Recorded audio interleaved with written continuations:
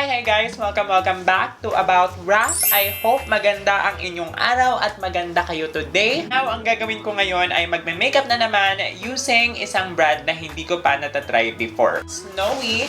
Ayan, lahat po ng kanilang products ay made in the Philippines as well. So nakaka-excite dahil today makikita natin kung ano ba ang maibubuga ng Pilipinas pagdating sa technology ng paggawa sa mga cosmetics or makeup. Tapos guys, since binigay lang sila sa akin, hindi ko pa po alam yung mga presyo nila. Pero alam ko, medyo may kamahalan si Snoe and do not worry. Ilalagay ko naman po sa description box lahat ng presyo nila. Alam nyo, napapansin ko na yung packaging ng Snoe products ay napaka-cute, napakaganda and full of information. And yung pinaka-vibe na nakukuha ko dito is para siyang yung The Balm Cosmetics based lamang sa kanilang packaging. Okay, so tignan natin yung kanyang performance kung high-end din ba. And syempre, we will start off with color correctors kasi alam nyo naman na medyo marami akong pamumula right now. So this one is yung Don't Worry, Be as in bubuyog. Don't Worry, Be Happy Digital Foundation. Infused daw siya with Venom, basta yun na yun, na nakakapag-stimulate daw ng production of collagen kapag in-apply natin sa skin. Tapos originally, foundation talaga siya guys, pero I got the shade Jade which is color green. So ayan, frosted glass yung kanyang packaging and indeed guys, pastel green yung kanyang color.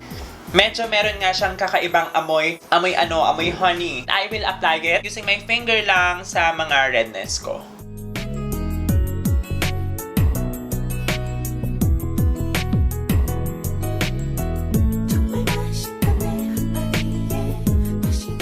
Okay, initial thoughts ko so far, hindi siya agad-agad na be-blend sa ating skin. Kailangan natin siyang i-dab ng malala para maganda yung pagkakalapat or pagkakakapit niya sa aking mukha. Pero guys, it works effectively as a color corrector kasi hindi siya todo green. Nagiging neutral siya at nababrighten up pa niya yung area, so that's good. Tapos maganda din yung kanyang weight kasi it feels very lightweight para nga kung walang suot. Alright, so there you go guys. Nalagay ko na po siya sa mga red areas ng aking face. And alam nyo, so far so good. Kasi even though super lightweight siya, nafe-feel ko and nakikita ko na moisturizing product ito. Kasi guys, dun sa mga areas na mapupula, meron din akong dry skin or mga peeling. Pero hindi niya na-emphasize. Actually, parang naalis nga yung appearance ng peeling na iyon. Okay, so as usual, pagkatapos po ng color corrector, magma-move on na tayo sa foundation. Snoe Hyperfunction Foundation Plus Serum. So ito, nagpo-provide daw siya ng healing, whitening, antioxidant properties, and SPF 20 as sun protection. Tapos, I got the shade Vanilla Cream, which is the lightest shade. And ito guys, yung kanyang packaging. Plastic bottle lang po siya. So, convenient for traveling. Tapos, it comes with a pump. Okay. So, gumagana naman yung pump guys, pero hindi niya masyadong ma-pump out ng maayos yung product kasi ano siya, parang mousse type. Uunahin kong lagyan guys yung left side ko kung saan magbe-blend ako using the damp sponge. Ito naman guys, amoy sabon siya. Amoy malinis, in fairness, mabango naman.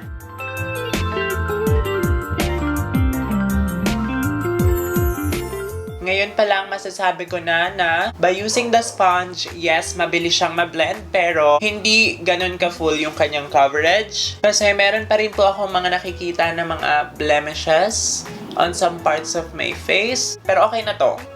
Pwede na akong mabuhay sa ganitong level of coverage. Pagdating naman sa aking pores guys, parang wala siyang nagawa. Pero hindi din naman siya nagsettle or pumasok. I-try natin kung meron bang pagbabago kung buffing foundation brush ang gagamitin natin dito sa kabilang side.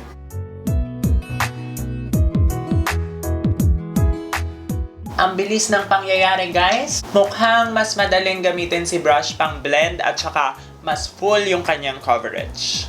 Okay, now guys, mag-move on na tayo sa ating concealer. So this one is the Snoe Concealing Me Softly Cushion Cover Cream. Just like sa foundation, yung shade ko rin dito is yung Vanilla Cream, which is yung lightest. Ganito yung itsura ng kanyang packaging. It comes with a sponge, tapos ito yung product itself. Kumuha lang ako ng konti guys, pero mukhang hindi konti ang nahagip ng aking finger kasi makapal yung product. At ngayon na ina-apply ko na siya, yes, nafe-feel ko nga na medyo heavy siya. Tapos itong shade na Vanilla Cream guys, meron siyang peachy undertone. At yung nagagawa niyan is it further color corrects yung dark under eye circles natin. So I'm excited. since makapal siya, hindi ko na siya lalagay sa aking nose bridge kasi baka mag-cake up pa ako dyan. And then, I will use this damp sponge para ipang-blend sa kanya so that maging manipis naman siya kahit papaano.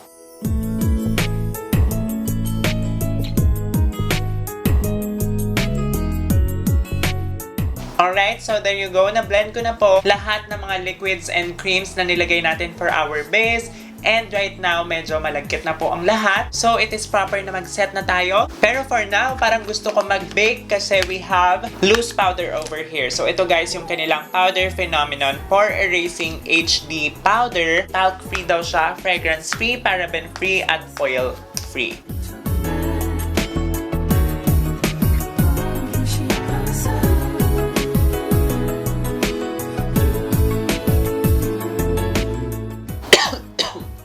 Okay guys, so habang nagbe-bake po yung mga areas na iyan, magkikilay na po tayo at si Snoe nakakaloka kasi guys, napakayaman nila sa mga pangkilay. Ang dami nilang pagpipilian, ang dami nilang binigay sa akin. Pero guys, ang naisip kong gamitin ay itong kanilang eyebrow pencil which is the What's Up Brow Tinted Eyebrow Pencil Wax. Tsaka itong What's Up Brow na Eyebrow Gel Corrector. So, for the pencil, ang shade na binigay nila sa akin is Khaki at dito naman sa gel, ang shade na to ay Ochre. Ito yung eyebrow pencil wax. Isa-swatch ko muna siya dito sa back of my hand. Oh, wow! So, it's very creamy. However, itong shade na Khaki, medyo may pagka-red yung kanyang pigment. Pero okay lang. It is workable.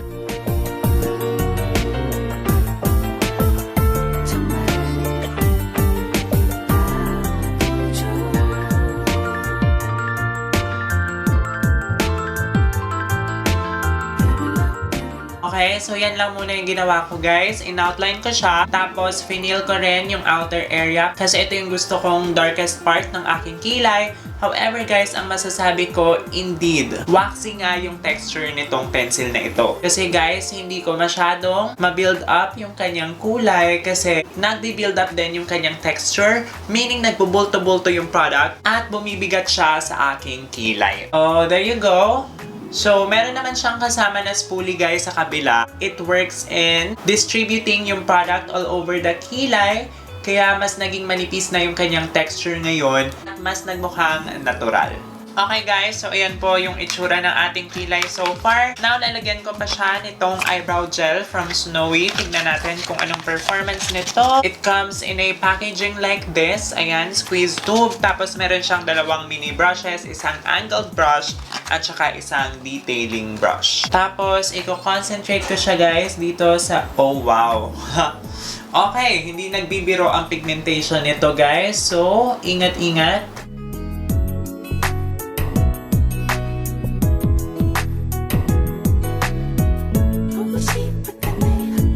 Now, last eyebrow product. Ito naman yung What's Up Brow 3D Eyebrow Setting Mascara. So, eyebrow mascara ito para manatili nating nakatayo yung mga buhok natin sa kilay at para makulayan na rin natin yung bawat hibla ng kilay. So, I got the shade Khaki at ganito yung itsura ng kanyang packaging guys. Napakaliit. 7 ml of the product. Oh, wow. Hindi lang niya nadadye yung ating eyebrow hair, pero navo-volumize at nalilengthen pa niya yung mga buhok. So, parang Malacara Delevingne ang effect nito.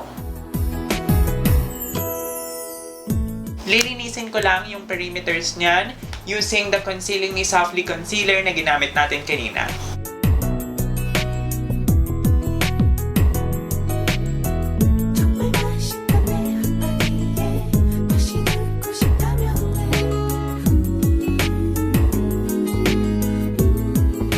Si Snoe, wala silang binigay na eyeshadow sa akin or baka wala silang eyeshadow talaga. So, gagamit tayo ng ibang brand for that. Uunahin kong lagyan ng cream highlighter. Okay, ito. Ilalagay ko siya dito sa aking inner tear ducts. Papasok.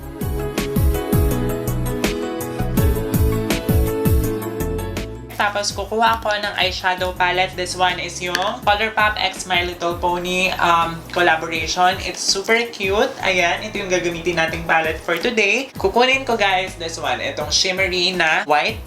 Tapos, ipapatong ko siya dito sa ating cream highlight.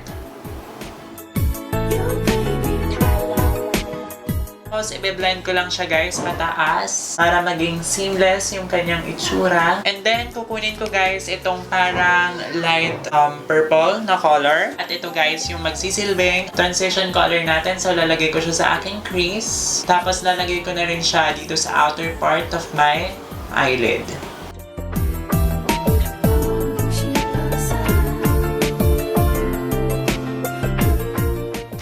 Sa may middle part, ilalagay ko guys itong shimmery na ito, parang gold.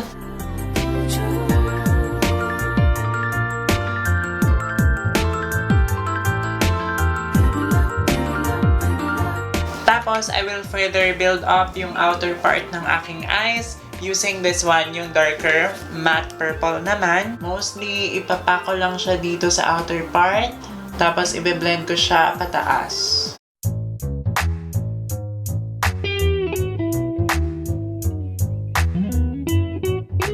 Sige, lalagyan ko na rin siya nitong color black ito sa pinaka-outer lash line.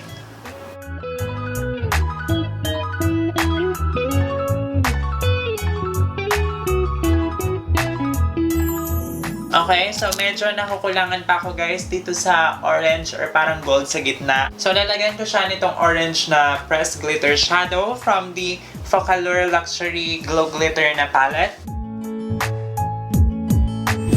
Okay guys, so naglagay lang po ako ng aking eyeliner and falsies. Now, lalagyan ko pa po ng eyeshadow yung aking lower lash line. Dark matte na purple na ginamit natin kanina. So, sasmudge ko lang siya dito sa ibaba.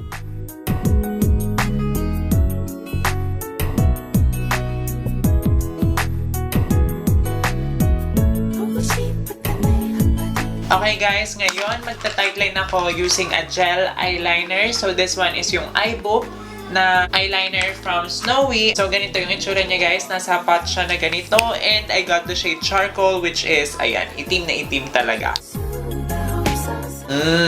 And ang ganda guys. Itim na itim yung kanyang color payoff.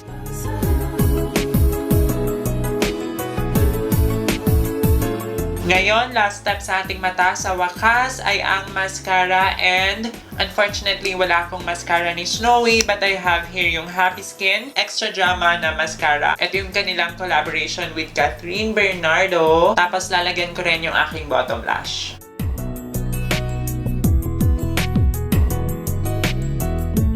Okay, finally, tapos na tayo sa ating mata. We can now move on sa other parts of my face by, of course, dusting off yung mga powders from baking kanina. Alam nyo, sobrang okay na okay itong loose powder nila guys kasi ang ganda ng finish. Definitely pang high definition talaga siya. Okay, now, para sa ating contour, ito guys, yung Slim Shade Me Face Sculpting Cake. And ganito yung kulay niya guys. Tapos ito yung packaging niya, maliit lang. It's cute. Tingnan natin yung kanyang color payoff here. Mamula-mula siya, bes. So, since mapula siya guys, ikakalat ko na siya dito sa outer perimeters ng aking face para magmukha siyang bronzer para na rin madagdagan ng kulay yung aking mukha.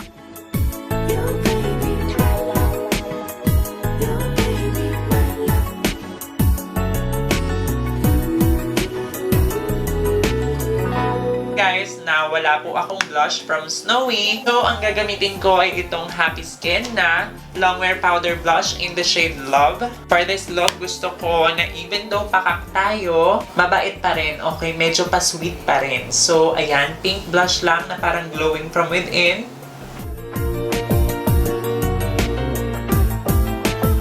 And then for my highlighter, I will grab once again itong Solstice palette from Sleek. Tapos uunahin kong maglagay ulit guys nitong Creme highlighter.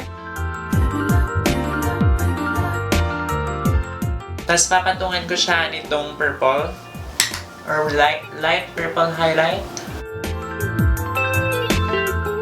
Lalagyan ko rin syempre yung aking brow bone. Nose tip. And yung bridge.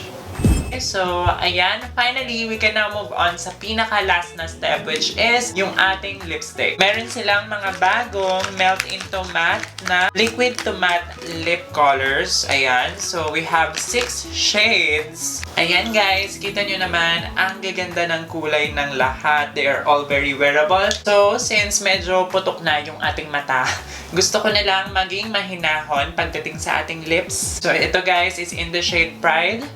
Let's see. Sobrang bango.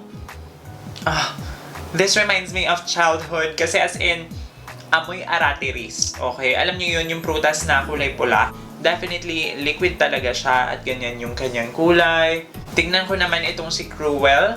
Tingnan natin kung anong mas bagay.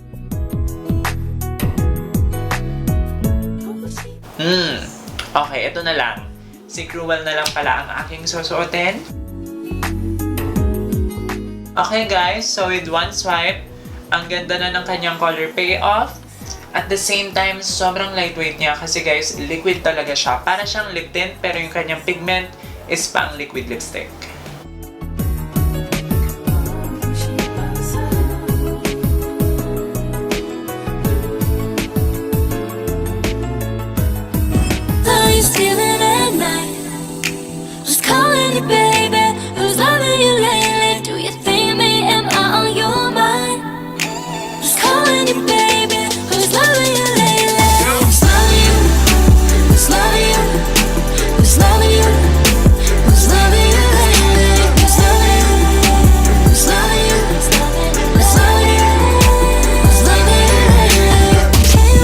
Yung aking final makeup look. O, diba? Meron pang hair transformation. But anyway, sobrang nag-enjoy po ako in using itong mga Snoe makeup products at nakaka-amaze kasi they are made in the Philippines nga. At dahil dyan, mas lalo akong naging proud na maging Pinoy kasi guys, ang gaganda. Most of their products, I mean, lahat naman sila nag-work pero yung iba talaga dito, sobrang na-impress ako. I'm talking about yung concealer, sobrang gusto ko guys yung pagka full coverage niya. Although we have to be careful kasi nga medyo mabigat. Okay? Tapos gusto ko rin guys yung mga pangkilay nila, yung pencil, eyebrow gel at saka yung eyebrow mascara. Super ganda. They all work very, very effectively. Nagustuhan ko rin guys yung kanilang loose powder. Sobrang high definition ng itsura ng aking under eyes. I love it. And lastly, favorite ko rin guys itong mga lipstick nila kasi ang ganda ng formula. Like I said kanina, sobrang lightweight niya. Parang wala akong suot halos. Pero guys, the pigmentation is one of the best. Tsaka yung amoy nga is amoy aratiris. Ang sarap tikman. So there you have it guys. Thank you so much for watching this video.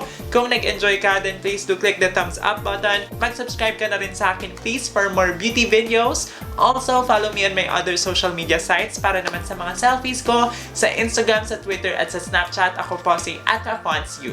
It's a wrap and I will see you guys again on my future videos. Mwah! The sky is all violet, and if I'm taking shotgun, let me ride it with you.